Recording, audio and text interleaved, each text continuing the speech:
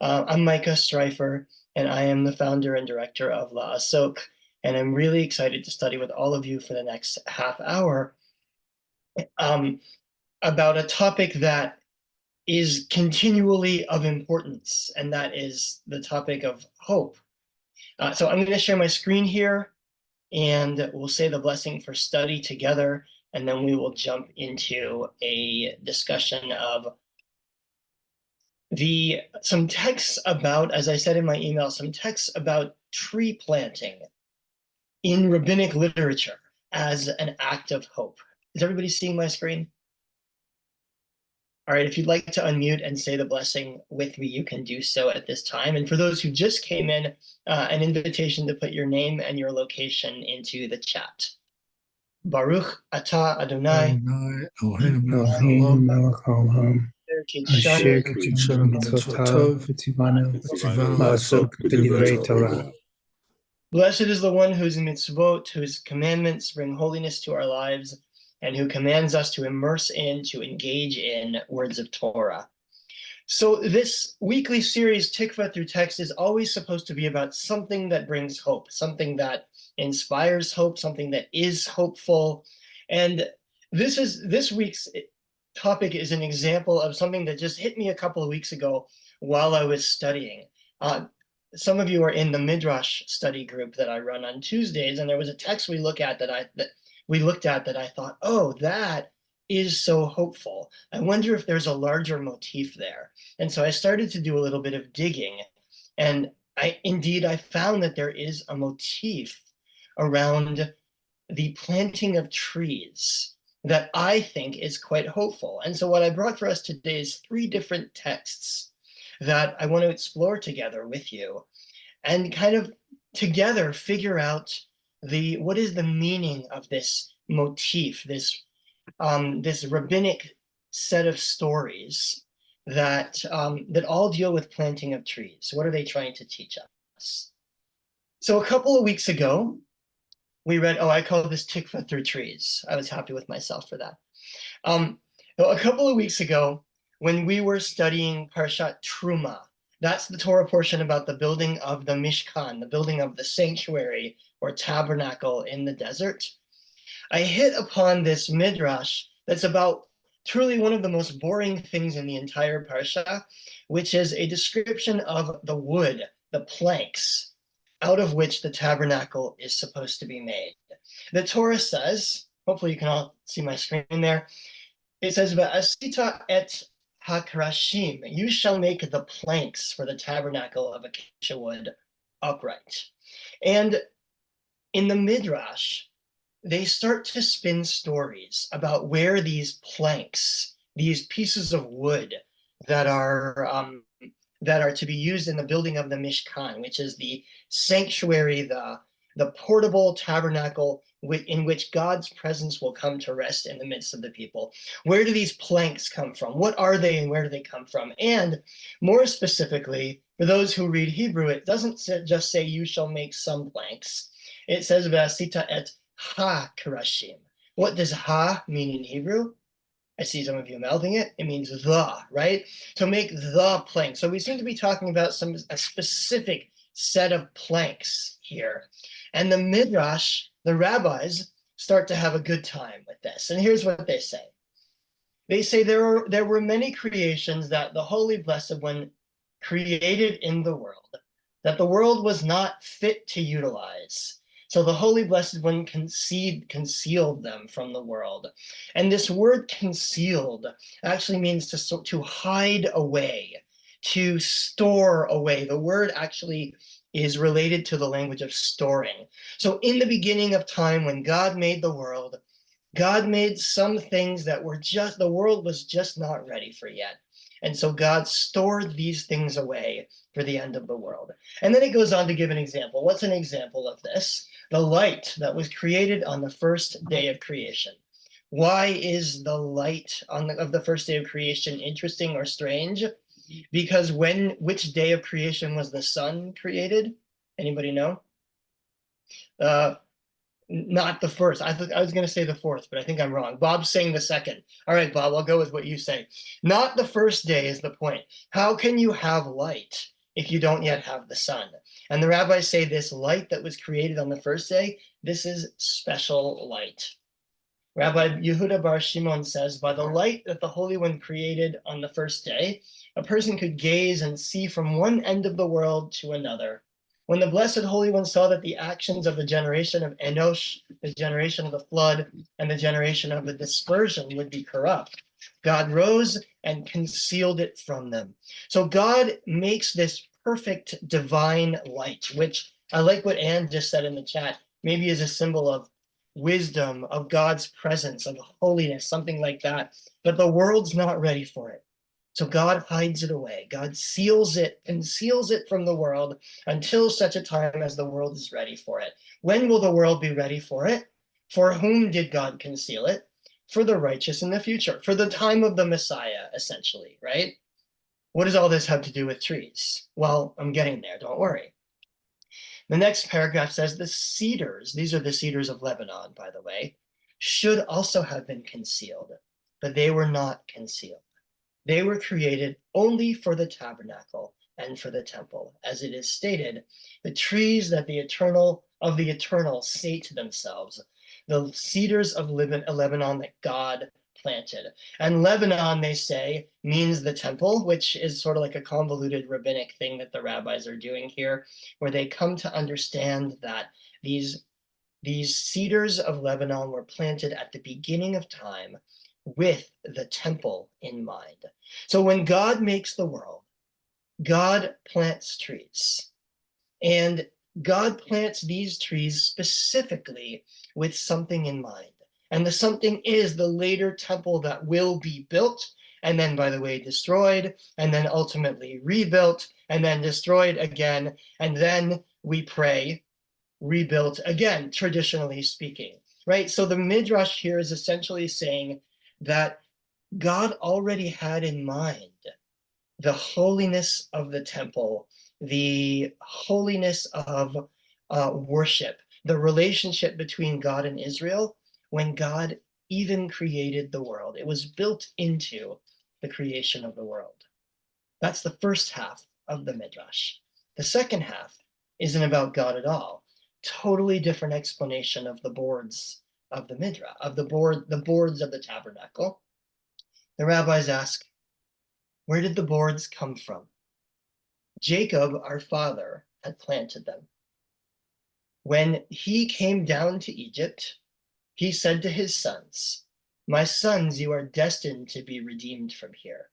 And when you are redeemed, the Holy One will tell you to make a tabernacle for God. Rise up now and plant cedars so that when God tells you to make the tabernacle for God, sorry for the gendered language here, these cedars will be on hand. So Jacob's sons set to planting cedars, doing just what he had told them. Hence, scripture, Torah, speaks of the boards, being the boards that their ancestor, their father, had arranged should be on hand. So we have two stories here. One of them is a story of God planting trees at the beginning of time with the future temple in mind. And the other is the story of Jacob planting trees before the slavery, before the descent into persecution, knowing that someday his ancestors will be redeemed. So he plants trees on the assumption that those trees will someday be used to build the Mishkan, will be used to build the tabernacle, with which the newly freed, newly Sinaiized, is that a word? Yeah, they've just been to Sinai and they've received the law from God. The newly covenanted people, that's a better word for it, will connect with God. So I want to ask you now, and by the way, I have two other tree planting texts for us to look at. But before we get to that, what do you suppose is the message here in this story about Jacob? And how are these two stories about tree planting, how are they about hope? I see Anne's hand. Go ahead. I think that they're ensuring a future, that you you do these things to make sure your future is going to be there. When Israel was first coming into being, everybody planted trees, forests and forests of trees all over. And that was the hope that Israel would continue and become the country it is. Yeah, so a tree, even the very act of planting a tree is in a sense an act of hope and an act of planning. Anybody here a gardener? I love to garden. I garden in the summers, and to plant a seed in the ground is actually an act of hope and faith, because you believe that this little nothing thing is capable into growing into something much greater. So you plant your seed, you water it, you take care of it, and there is no immediate satisfaction that comes from planting a seed. The only growth, the only satisfaction is in the future. So in and of itself, I think the planting of a seed, the planting of a tree is an act of hope and faith. Bob, go ahead, and then Susan. A lot of the other texts and references have to do with carob trees. And of course, here in New Orleans, there are no cedars of Lebanon, but there are live oaks. So 15 years ago, when I had to plant a new tree out front, a live oak, I brought my 2-year-old grandson to watch the planting, and I told him that he would have to be responsible for this in the future. And there it is. Bob, I want you to hang on to that story, because we are about to look at a text that's almost exactly parallel to what you just said. The notion that the tree that I plant is not for me, it is for those who are coming later. So I see Susan, and then I see Dennis.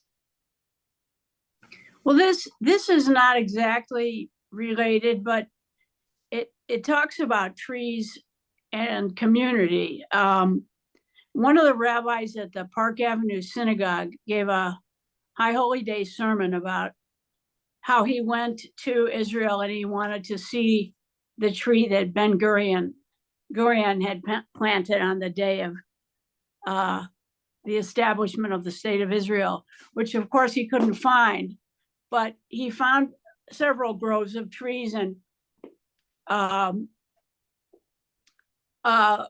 I think they were acacia, and he learned that they were connected beneath the surface by their roots, one tree to the other, so that if you were to cut down one, the whole line of trees would die. And he used that as a metaphor for the need for connection and making a community. So here we have Jacob creating a community for the future.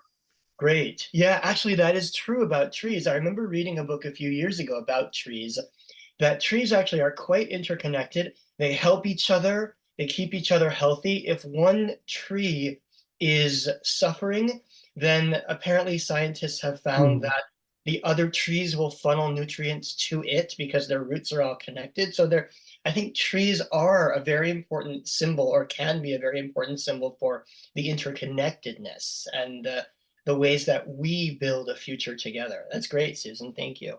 Dennis, go ahead. My synagogue here in Somerville, Massachusetts has a cemetery. And 30 years ago, when I was one of the newer members at the temple, I used to go out with some of the older members between Rosh Hashanah and Yom Kippur for memorial service at the cemetery, and people who had relatives there would come and say Kaddish and so forth. So there was a fellow who came, and he was about 90 at the time, and he came to say Kaddish, and he spoke with the older fellow that I had gotten a ride to the cemetery with, and he said, "Do you remember when we planted those trees?" And 36-year-old me looks over at the trees, and they're like 3 stories high.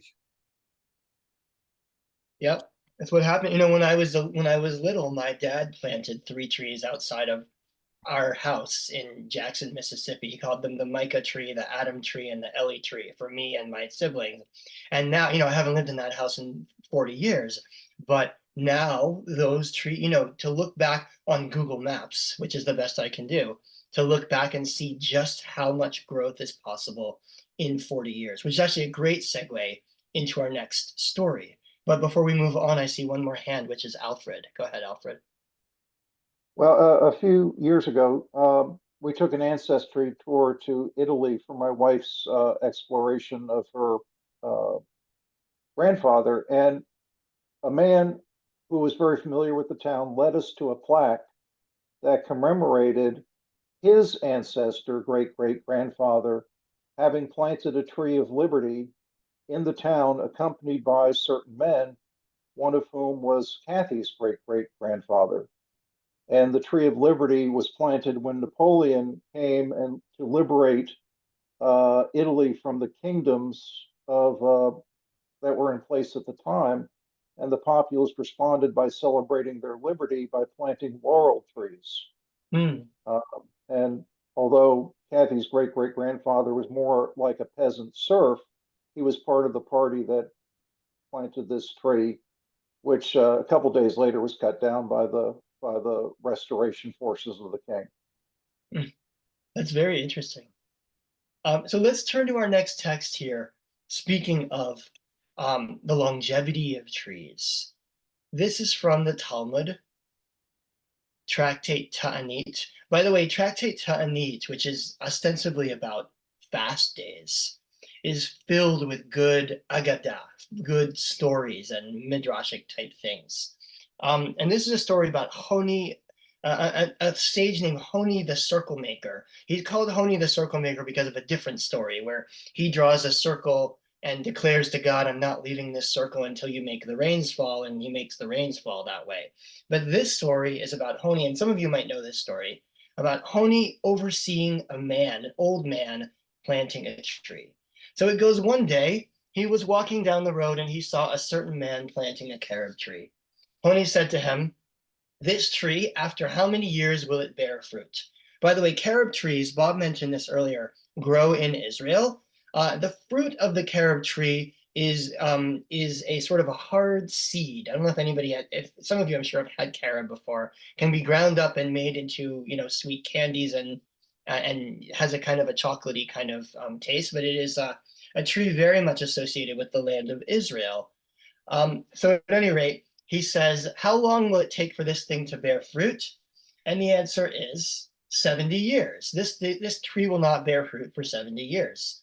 Honi said to him, is it obvious to you, or do you think you know that you will live 70 years?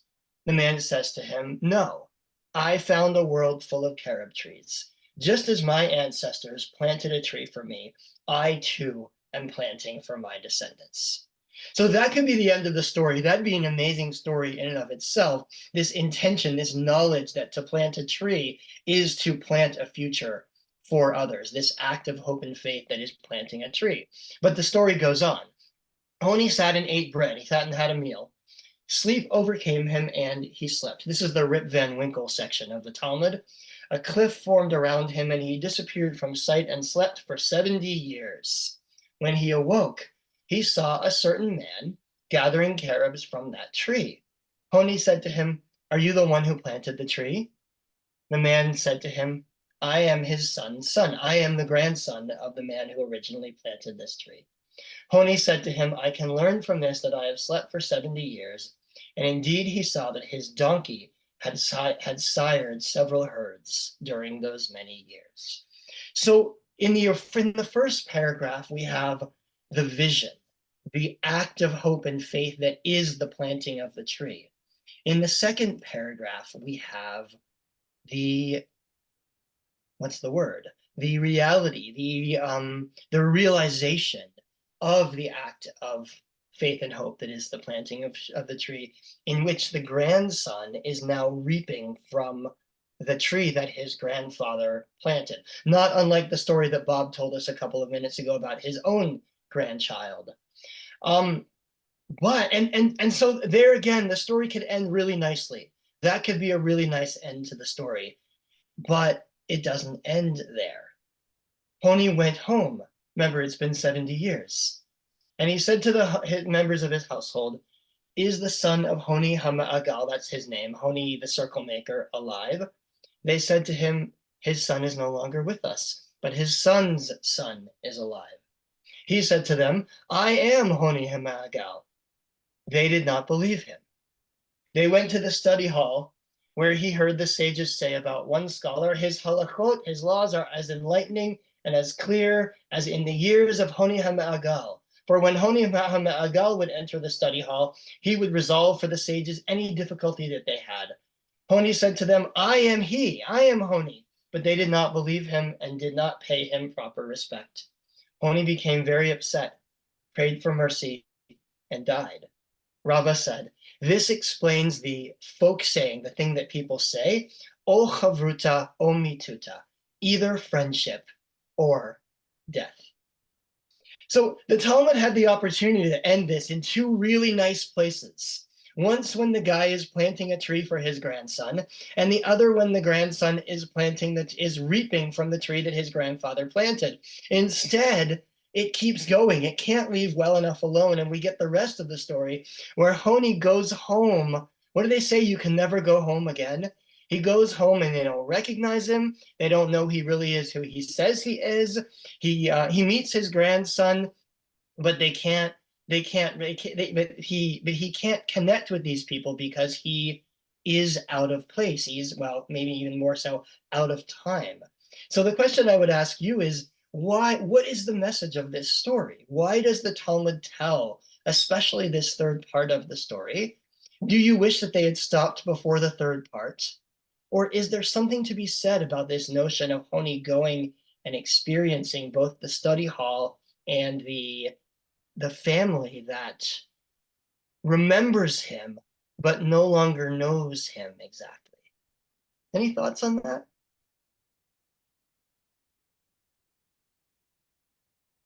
Yeah, Bob, go ahead. There's something that is said about a good name being valuable. And Honi had a good name. He gets to see it in a way 70 years later because of this cool story. And he can't expect much more than that. Mm-hmm. Yeah, so he is remembered, right? In fact, they talk of him quite glowingly in the Beit Midrash. So the notion of a good name, which again I think we studied in our Midrash class earlier this week, the notion of a good name is very much present here. I see Susan, then I see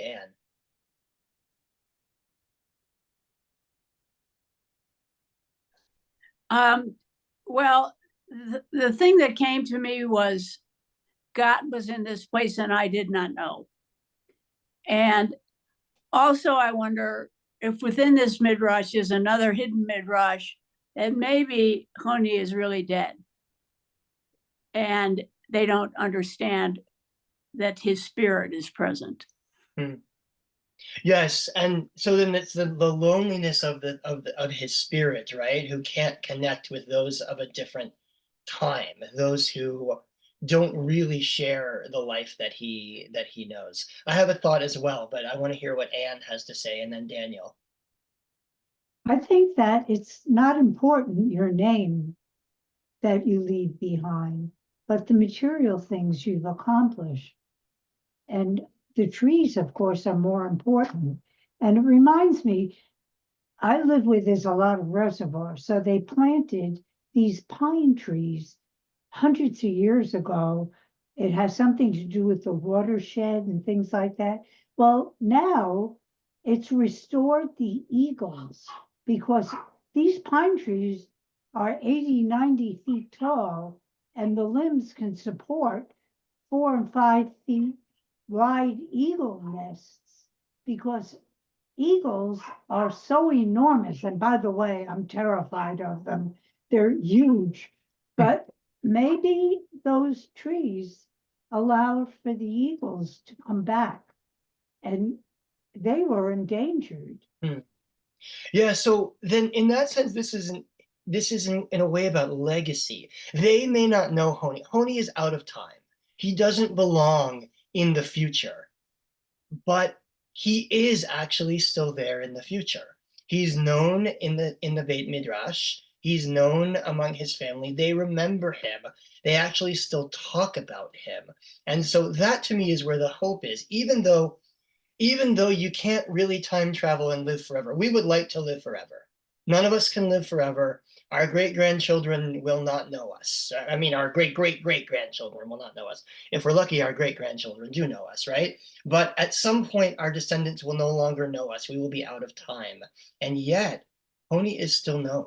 The trees he planted in his family and in his Beit Midrash are still present, even though he himself can no longer be physically present. I see Daniel and then Karen. What came to my mind is the fact that the works that he did are alive and present, and people are benefiting from them. And they're still benefiting from his wisdom, even though he can't partake in it. And he's separated from them in a way. And I think that speaks to the expectancy. Sometimes we do things with the expectancy that we reap benefit. But I think what this does is it reinforces the need for us to take actions that benefit others without expecting to have a benefit for ourselves.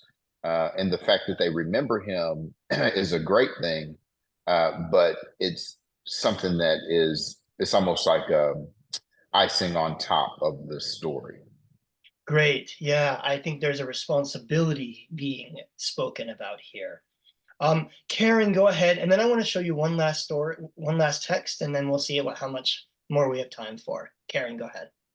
I think there's also a message about humility here, being directed at Honi, that says, you've completed your work. You planted the trees for the future, and it all came to pass. But your time is done, and I'm not saying this in a harsh way, but you're no longer needed, because what you did has what you planned sort of has come to bear. Yes, I think so too. We can't live forever, but we can plant seeds for those who will come after us. Let me show you one more text, and then we'll conclude our discussion with this. This is from Avot de Rabbi Natan. Avot de Rabbi Natan is a commentary on Pirkei Avot, and this ostensibly is spoken by Rabbi Yochanan ben Zakkai. Rabbi Yochanan ben Zakkai is the rabbi who in many ways helped transition Judaism from the period of the temple through the destruction of the temple and into the early rabbinic period. He's the rabbi who convokes the sages following the destruction of the temple to begin the process of study and gathering materials that would culminate in the Mishnah and the rabbinic project a century later. So he's a very important rabbi who really, I think, was an agent of hope and an agent of continued life for Judaism in the period of what is perhaps the period of our greatest destruction.